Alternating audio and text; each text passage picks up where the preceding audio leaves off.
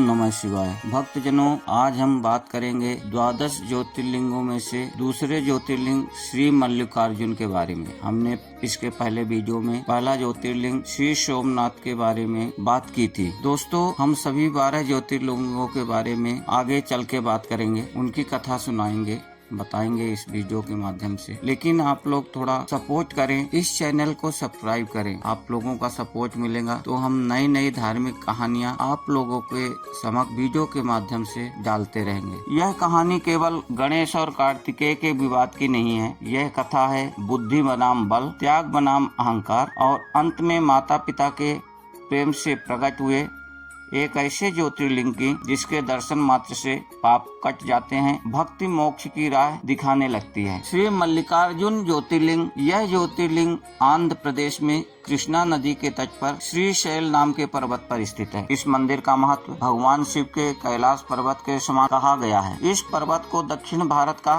कैलाश भी कहा जाता है। ऐसा माना जाता है कि यहाँ आकर शिवलिंग की पूजा अर्चना करने वाले भक्तों की सभी सात्विक मनोकामनाएं पूर्ण हो जाती हैं। भगवान शिव की भक्ति मनुष्य को मोक्ष के मार्ग पर ले जाने वाली है। धार्मिक शास्त्र 12 प्रसिद्ध ज्योतिर्लिंगों में शामिल इस ज्योतिर्लिंग के धार्मिक और पौराणिक महत्व की व्याख्या करते हैं। कहते हैं कि इस ज्योतिर्लिंग के दर्शन करने मात्र से ही व्यक्ति को उसके सभी पापों से मुक्ति मिल जाती है। पुराणों में विशेषकर महाभारत, शिव पुराण और पद्म पुराण में इस ज्योतिर्लिंग की महिमा का वर्णन मिलता है। पौराणिक कथा के अनुसार भगवान शंकर जी के दोनों पुत्र श्री गणेश जी और श्री स्वामी कार्तिकेय में इस बात को लेकर विवाद हो गया कि पहले विवाह किसका होगा। जब दोनों से इस विवाद का हल नहीं निकला तो दोनों भगवान शिव और माता पार्वती के पास अपना अपना मत लेकर पहुँचे। प्रत्येक का आग्रह था कि मेरा विवाह पहला किया जाए। उन्हें लड़ते झगड़ते देखकर भगवान शंकर और माँ पार्वती ने उन्हें समझाने की बहुत कोशिश की,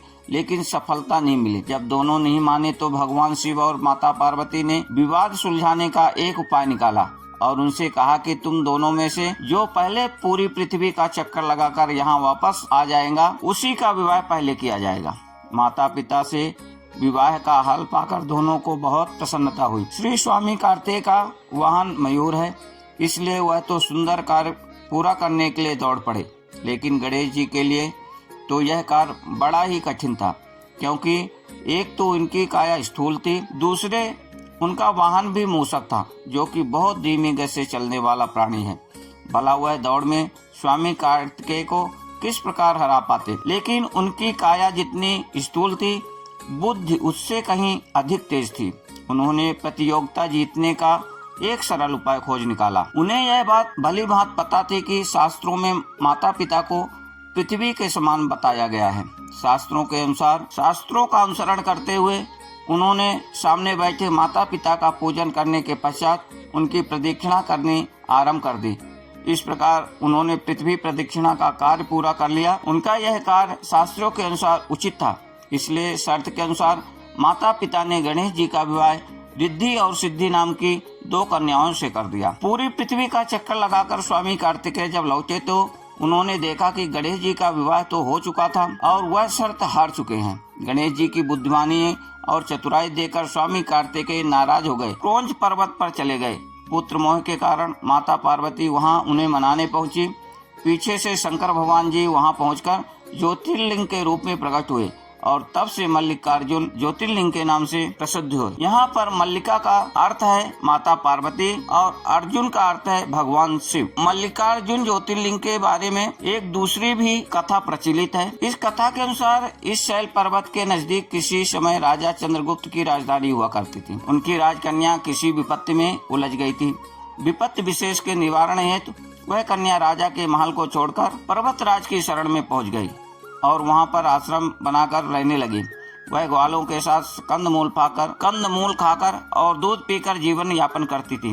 उस कन्या के पास एक बड़ी ही सुंदर श्यामा गाय थी, लेकिन कोई व्यक्ति छिपकर रोज रात को उसका दूध दुहकर ले जाता था।